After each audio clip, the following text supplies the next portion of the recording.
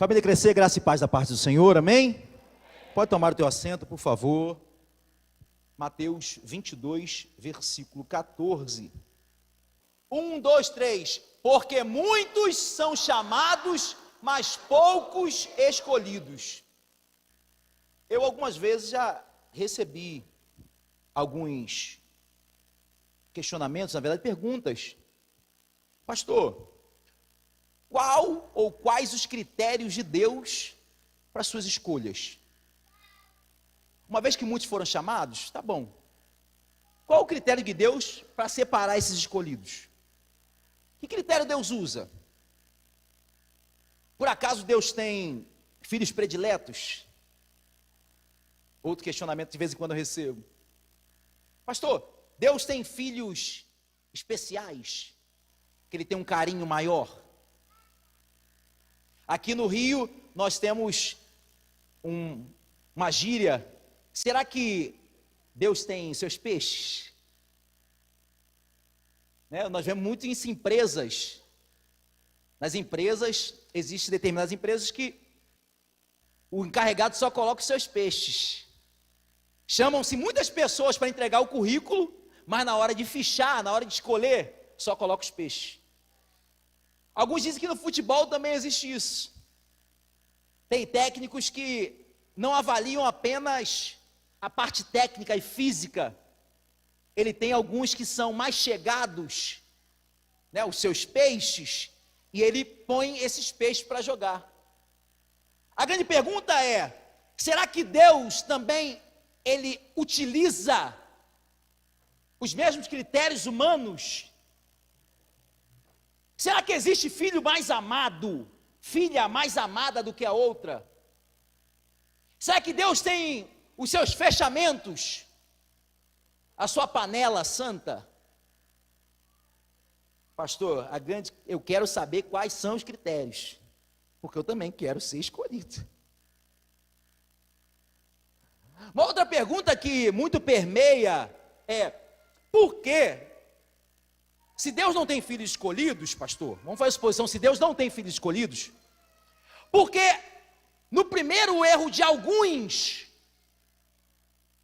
Ele cancela a promessa, e para outros filhos, Ele mantém a promessa de pé?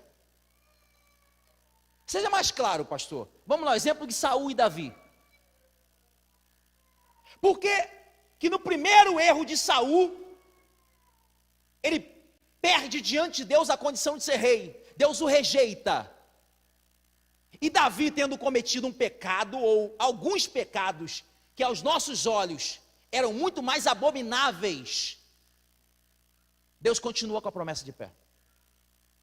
Por que isso acontece? Vamos ler o texto? Gente, tudo está na Bíblia.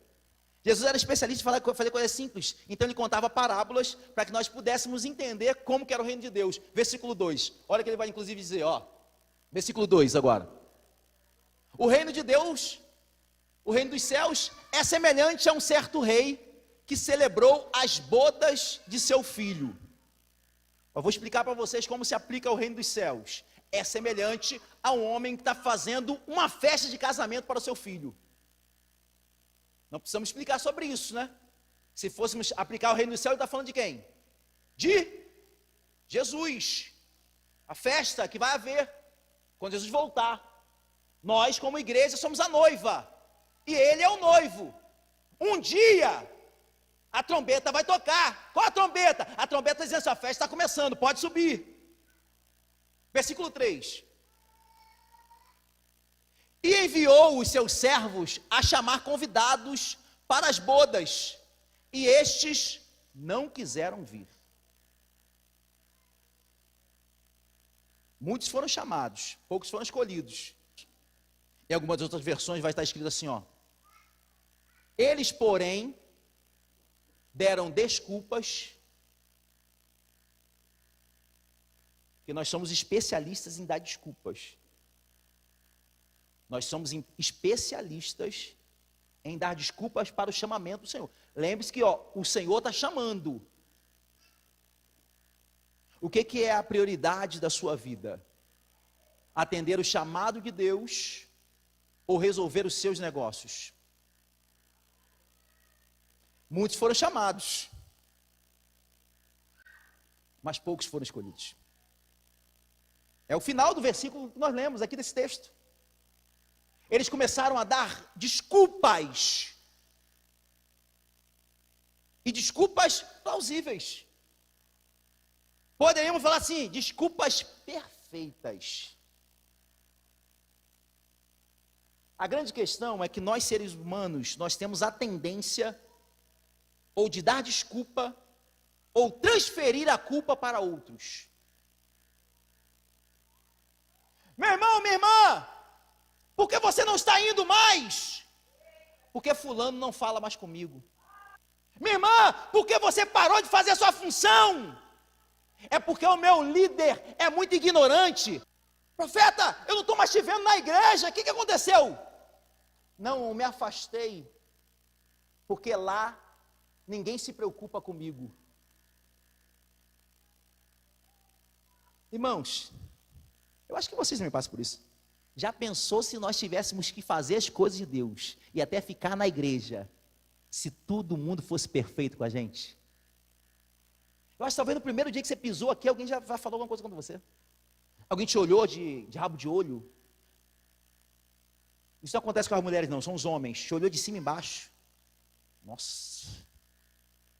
Alguém torceu o nariz. Alguém não te deu a paz do Senhor. Quando você desceu do altar, alguém cochichou a teu respeito. Você acha que acontece só contigo?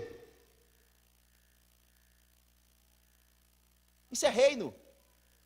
E a Bíblia vai dizer, já em outras histórias, nos contando, que quando, e é engraçado que é sobre o mesmo assunto, quando o semeador ele sai a semear, de madrugada vem o inimigo e semeia também o joio. O joio não foi o semeador de verdade que colocou, mas é o inimigo.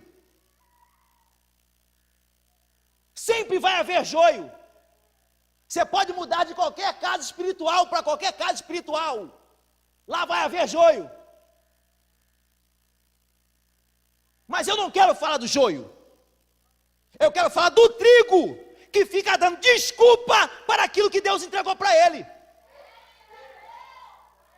que fica transferindo a culpa para os outros, para terceiros. Sempre a culpa do nosso fracasso, do nosso deixar de realizar as coisas, do nosso desânimo está ligado às pessoas. Mas eu não olho para as pessoas, eu não olho para o comportamento delas, eu não sou chamado e nem baseado pela atitude dos outros. Deus me chamou com um propósito, eu só devo olhar para Ele, focar nele e seguir o que Ele manda.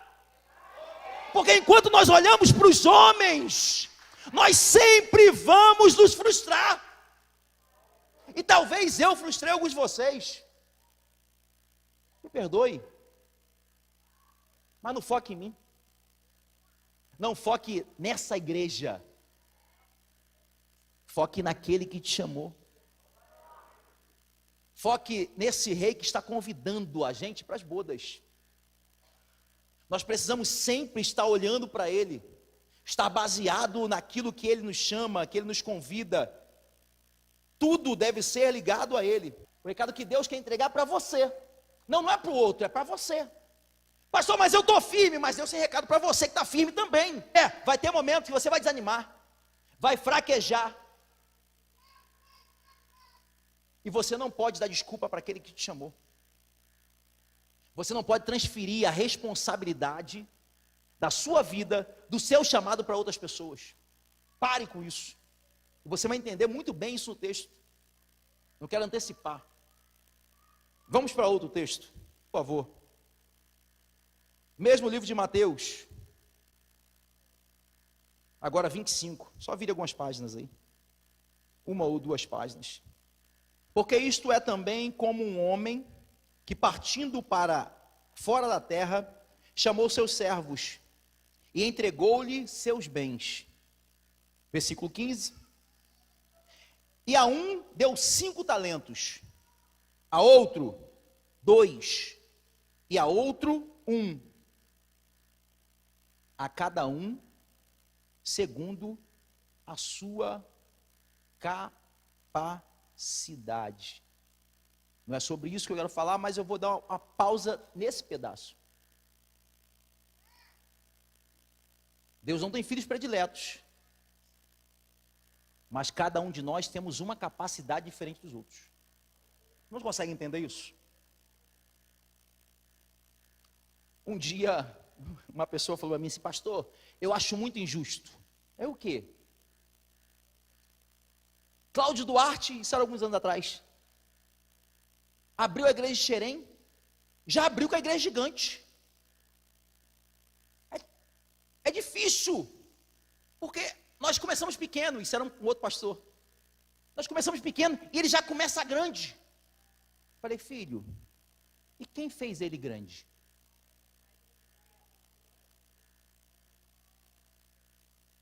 Quem que fez ele grande?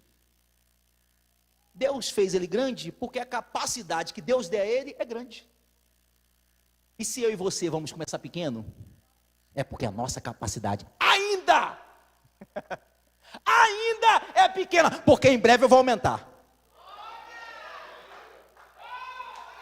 Como assim, pastor? Tem como aumentar a capacidade? Tem, você vai ver no texto também, está tudo na Bíblia, gente, está tudo na Bíblia. Tem como você aumentar a sua capacidade. Só que entenda que todos nós temos capacidade diferente uns dos outros. Uns receberão de Deus responsabilidades maiores.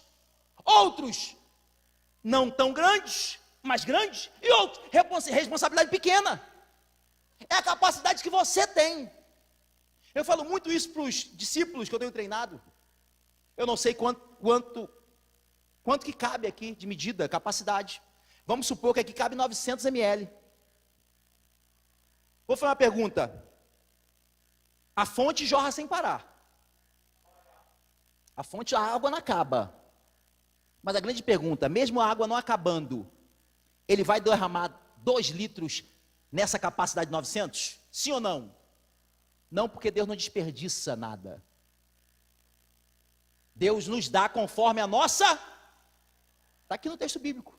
Deus deu cada um conforme a sua capacidade. Ele deu 5. Aqui está falando sobre talentos, mas não é o talento, nós estamos falando assim, não, tem um talento de cantar, não é sobre isso, era uma moeda, tá bom?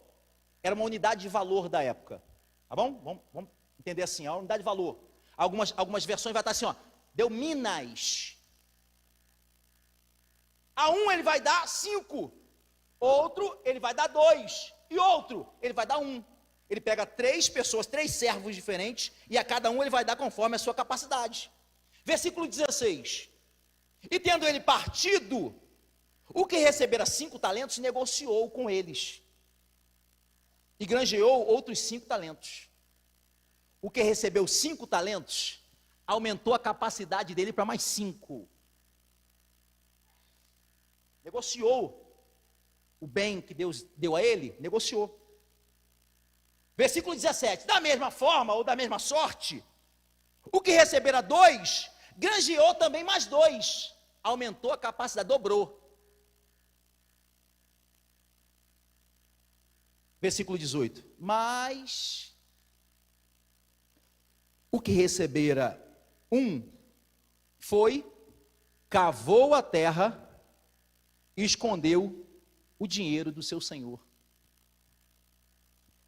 Eu vou esconder porque eu sou tão pequenininho, eu sou tão pequenininha. E outra coisa, Deus é injusto. Para ele deu 5, para mim me deu 1. Já que me deu 1, eu vou esconder isso, vou cavar. Versículo 19. E muito tempo depois, veio o senhor daqueles servos e fez conta com eles, pediu contas. Presta conta comigo aí, eu quero saber o que vocês fizeram daquilo que eu deixei com vocês. Versículo 20. Então aproximou-se o que recebera 5 talentos e trouxe-lhe outros 5 talentos. Aqui, Senhor, eu multipliquei o que o Senhor me deu. Olha, eu dobrei a capacidade, Senhor. Obrigado.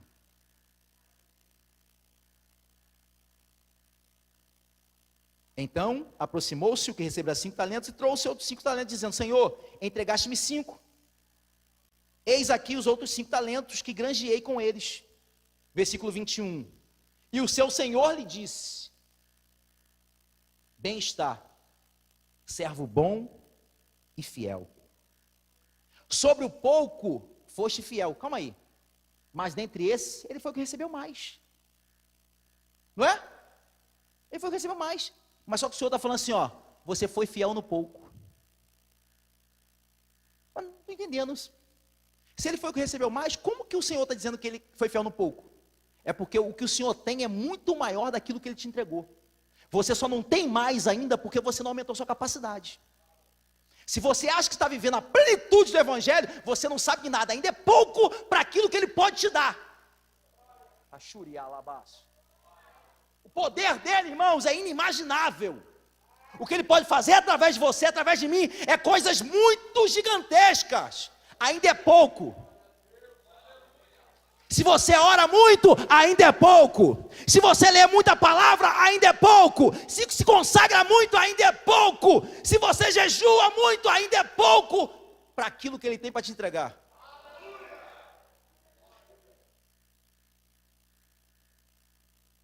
Bem está, servo bom e fiel.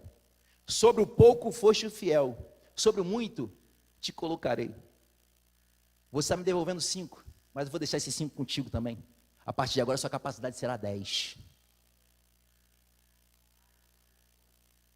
Versículo 22. E chegando também o que tinha recebido 2 talentos, disse: Senhor, entregaste-me 2 talentos. Este com eles granjeei outros 2 talentos. Versículo 23. Disse-lhe o seu senhor: Bem está, servo bom e fiel. Sobre o pouco foste fiel, sobre o muito te colocarei. Entra no gozo do teu Senhor. Eu preciso reforçar isso, que eu não li no versículo anterior. Ele fala: servo bom e fiel, foste fiel no pouco, sobre o muito te colocarei. Mas ele encerra tanto para teve 5 quanto para esse 2. Entra na alegria do teu Senhor. Como assim, pastor? Você vai entender no final do texto. Olha, eu estou te dando mais, e eu estou falando assim, ó: devido você ter aceitado o meu chamado e multiplicado, entra para a alegria do teu Senhor. Só que falta um. Versículo 24. Mas, chegando também o que recebera 1 talento, o que esse servo fez é o seguinte: Senhor, sabe por que eu não aumentei minha capacidade? É porque eu te conheço. Calma aí, deixa eu só falar por que eu não fiz. É porque tem uma explicação. É a mesma coisa como a maioria de nós fazemos. Não, eu não realizei. Não, eu não dei sequência. Eu não dei sequência ao chamado, ao propósito da minha vida. Não, eu tenho uma razão, eu tenho uma desculpa. É a mesma desculpa daqueles que foram chamados para o início da festa e falam: não, eu tenho um negócio a resolver. Sabe, Senhor, porque eu não fiz igual aos outros? É porque eu conheço o Senhor. Eu sei que o Senhor é duro. Eu sei que o Senhor é uma pessoa que é severa. E aí com isso, eu fiquei com medo e escondi o meu talento. Especialista em desculpa. Especialista em transferir o que não realizou para alguém. E alguns de nós fazemos a mesma coisa. Eu estou me separando porque foi a vontade de Deus. Vontade de Deus. Nós queremos transferir os nossos erros, os nossos fracassos para o Senhor. Não, eu estou saindo da igreja porque Deus falou que deu o tempo. Aonde está escrito isso, gente? Aonde que Deus fala que acabou o tempo de um lugar para ir para outro?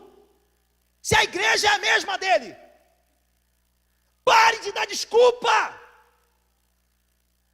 Seja uma pessoa sincera.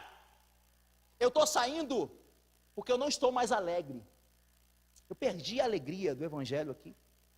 Eu encontrei uma outra casa espiritual onde o meu espírito está feliz. É isso aí. Você vai entender nos textos que eu vou ler depois de novo, você vai entender. Calma.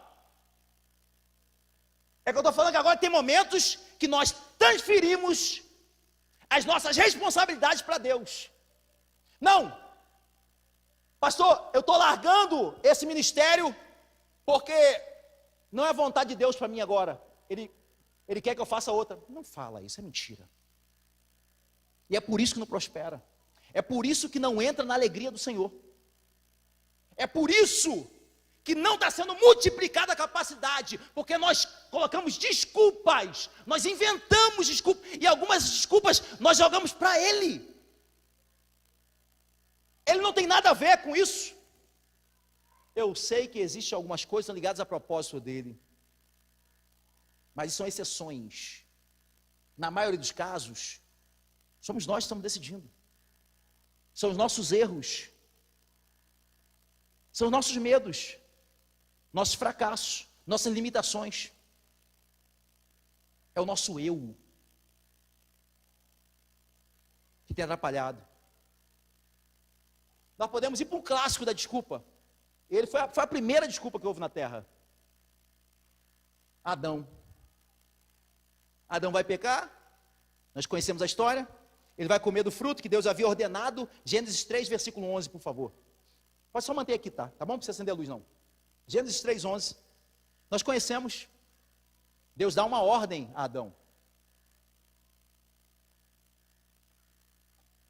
Não coma do fruto da árvore da ciência do bem e do mal. Aí a serpente vai falar com Eva. Eva vai comer, vai dar para Adão, Adão vai comer. E agora ambos vão saber que eles são nus, os olhos serão abertos. E aí versículo 11, agora é Deus descendo na terra para procurá-los. E Deus disse isso para Adão: quem te mostrou que estavas nu? Olha o espírito de Adão, que habita também em nós. Eu? Não, foi eu não. Foi a mulher que tu me deste. Não, a culpa, não, responde, comeu ou não? Não, eu comi, mas deixa eu só explicar. Deixa eu transferir. A questão não foi eu. Foi a mulher que tu me deste. Aí tu acha que para por aí? Não. Aí ele vai para a mulher. E diz o Senhor, Deus à mulher: por que tu fizeste isto? Aí ela sumiu. Ela falou: não, pequei, Senhor, me perdoa. Não, a serpente me enganou. Se ela não me engana, eu não comia não. E a outra, nós culpamos, no primeiro texto, também, Deus, e outros estão culpando até o diabo, tudo é o diabo. Tem coisas que o diabo está sentado lá no enxofre, lá e fala assim: mas eu nem subi ainda. Eu tinha acabado de tomar café da manhã, quando eu estava me preparando, ele já tinha caído, ela já tinha caído. É porque nós temos a tendência de transferir a nossa culpa para os outros. Não, foi a mulher. E você, mulher? Não, foi a serpente. Aqui eu encerro. Com essas duas próximas histórias, que eu falei um paralelo entre Saul e Davi. Eu falei sobre eles no início. Por quê? Deus, com Saul, no primeiro erro dele, Deus coloca o machado na raiz, e de Davi, ele perdoa e a promessa fica de pé. Você vai entender. Você vai entender. Está na Bíblia também. Vamos lá? Primeiro livro de Samuel, capítulo 13, versículo 13. Os irmãos sabem que o povo pediu um rei, o próprio Deus pediu a Samuel, Samuel orou e deu um rei. Mas quem chamou esse rei foi Deus. E por que então não deu sequência? Uma vez que o próprio Deus o chamou. Então por que Deus fez isso? Você vai entender. Está aqui na Bíblia. Primeiro livro de Samuel, capítulo 13, versículo 13. Deixa eu resumir para que a gente não leia toda essa história. O povo pede um rei, Deus chama Saul, Saul agora é rei de Israel. E aí, eles agora estão numa batalha, numa guerra. Tá, o povo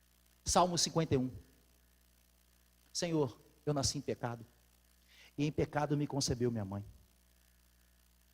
Tenha misericórdia de mim, Senhor. Cria em mim, Senhor. Você conhece esse texto? Cria em mim, Senhor, um coração puro, e renova em mim um espírito inabalável. Senhor, você pode retirar tudo de mim, pode retirar a coroa, pode tirar o palácio, pode tirar a família, pode tirar, só não retires de mim o teu espírito. Eu pequei, mas eu não vou pecar mais. Aí Deus fala, então levanta, porque o teu reino está confirmado. Aqui eu encerro a mensagem. Sabe por que muitos são chamados e poucos escolhidos? Porque dentre muitos chamados, quando nós caímos, nós erramos, nós temos colocado culpa e desculpa. Só que o que Deus espera de nós é que confessemos o nosso pecado e modifiquemos a nossa caminhada. Chega de dar desculpa, irmãos. Chega de dar desculpa para aquilo que você não fez no teu chamado, para aquilo que você não tem realizado, para erros que cometeu. Pare de ficar falando que é os outros, que é o tempo, que é a economia. Ah, meu ministério não vai avante, porque as pessoas me perseguem, um monte me persegue, eu estou avançando aqui, ó. É porque a pessoa mente contra mim. As pessoas falam mal da minha igreja. Não tem igreja aqui no bairro que a pessoa fala mal, e nós entramos num projeto que nós vamos alargar a tenda, essa igreja vai crescer. Pare de culpar os outros. Pare de falar que a culpa é da sua família, da sua esposa. Não, porque meu filho é pequeno, acabou de nascer agora, pastor. Aí tu sabe, né? Eu preciso dedicar um tempo. Ei, não foi eu que te chamei, não. Hoje Deus está perguntando a cada um de nós: até quando você vai ficar culpando os outros e transferindo a responsabilidade que eu dei a você? Fica de pé comigo, por favor.